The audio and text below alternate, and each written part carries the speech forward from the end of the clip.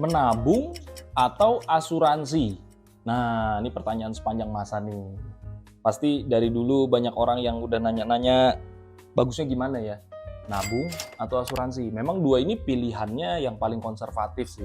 Kalau kita memang mau tujuannya untuk mempersiapkan masa depan, banyak orang langsung mengarahkan ke sini nih. Antara nabung, siap-siap gitu kan, kita kumpulin uangnya supaya suatu saat terkumpul banyak, dan kita akhirnya bisa membeli apapun yang kita butuhkan. Atau bahkan tabungan juga bisa sifatnya untuk jaga-jaga. Nah, di sekarang-sekarang ini yang lagi marak-maraknya juga satu lagi namanya asuransi. Sebenarnya bukan sekarang-sekarang ini aja sih, tapi memang lebih agresif lah ya kemungkinan, karena teman-teman saya sendiri juga mulai banyak lagi nih yang mulai kontak-kontak, halo bro, udah asuransi belum, udah masuk sini belum, sana belum. Jadi yang mana yang lebih bagus? Menurut kalian gimana? Nah, bisa juga komentar di bawah ya. Tapi gini, kalau dari pandangan saya sendiri, pada saat kita ngambil asuransi, fokus utama kita harusnya ke proteksinya. Artinya, kalau saat-saat sekarang ini kebanyakan justru malah udah mulai jualnya ke arah yang asuransi hybrid investasi. Jadi artinya kita sambil asuransi, kita dapat proteksinya juga sih, tapi juga kita ditawarkan atau dimasukkan ke dalam suatu program yang nantinya disebut sama mereka sebagai investasi. Artinya kurang lebih kita ikut nabung di sana. Jadi dua produk ini, tabungan dan asuransi, sekarang-sekarang ini udah hampir mirip lah. Nah, satu-satunya faktor yang masih membedakan adalah proteksinya.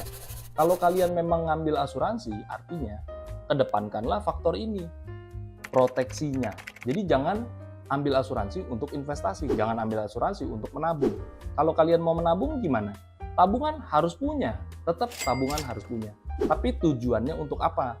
Kalau tabungan sendiri, kita tujuannya bukan proteksi, tapi untuk uang cadangan. Gini, kalau kalian ini kontrolnya sudah semakin luas, artinya aset-aset yang kalian miliki udah nggak bisa lagi nih kalian pegang sendirian.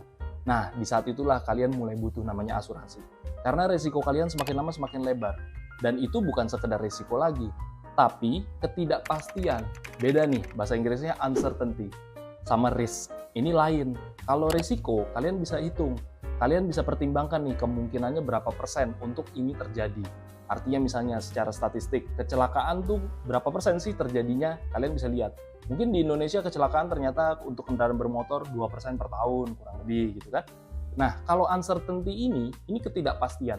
Jadi nggak ada persentasenya. Kalian bahkan nggak tahu apa yang bisa terjadi ke depannya. Artinya gini, kurang lebih misalnya ada huru-hara, seperti COVID-19 kemarin, itu kan nggak bisa diprediksi. Asuransi ini gunanya untuk mengurangi yang tadi tidak bisa terprediksi, jadi pelan-pelan bisa kelihatan dalam bentuk statistik. Artinya begitu aset kalian semakin luas dan uncertainty kalian meningkat, kita harus buru-buru ubah nih. Jangan sampai semuanya jadi uncertainty, tapi jadi resiko aja. Nah, kalau resiko kalian sudah bisa dihitung, kalian bisa merencanakan jauh lebih aman lagi untuk persiapan keuangan kalian ke depan. Beda dengan tabungan. Kalau tabungan, menurut saya pribadi, sifatnya harus jangka pendek. Jadi kalaupun tadi ada namanya produk produk tabungan berjangka, sebaiknya menurut saya sih, kalau kalian bisa lebih disiplin untuk nabung sendiri, kenapa nggak nabung sendiri aja? Dan jumlahnya, kalau bisa jangan terlalu banyak. Artinya gini, tabungan banyak bagus, tapi jangan terlalu banyak dan menganggur. Artinya uang kalian akan tidak efisien.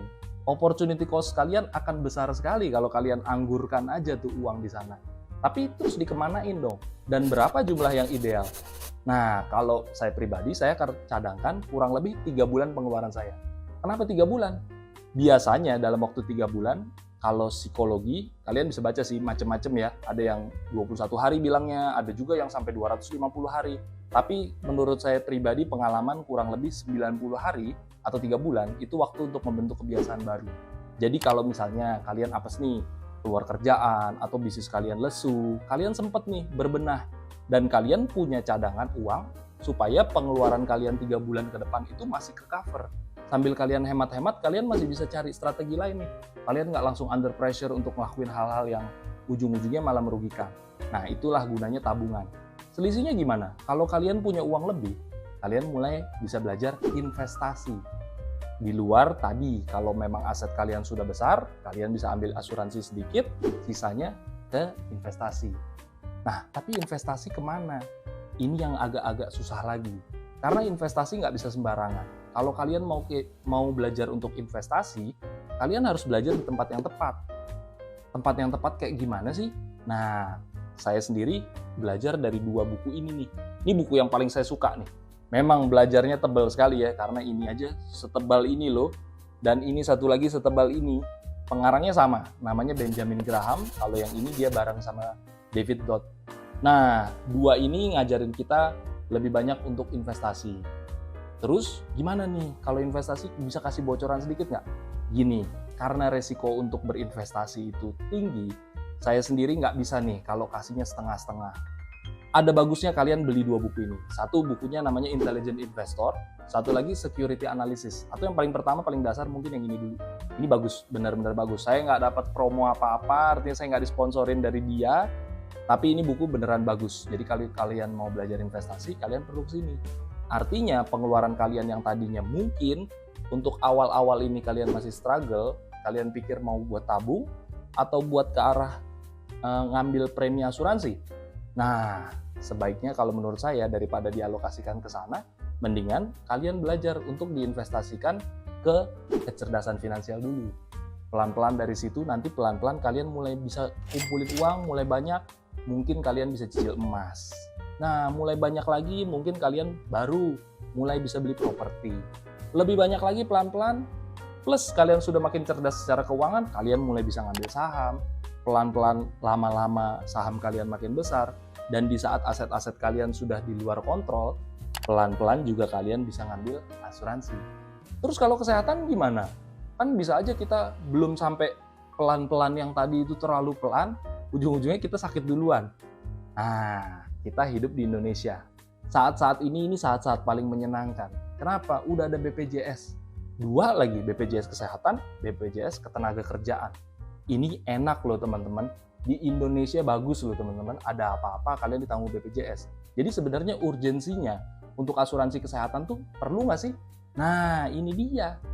Harusnya tadinya perlu, tapi ternyata sekarang ini kita udah di-cover nih teman-teman sama pemerintah. Enak kan? Gitu. Jadi artinya saat-saat ini gimana? Teman-teman udah paham belum bedanya? Asuransi sama tabungan, sama nanti pelan-pelan belajar ya teman-teman kalau bisa untuk investasi. Oke, sampai jumpa lagi di video selanjutnya. Jangan lupa subscribe ya.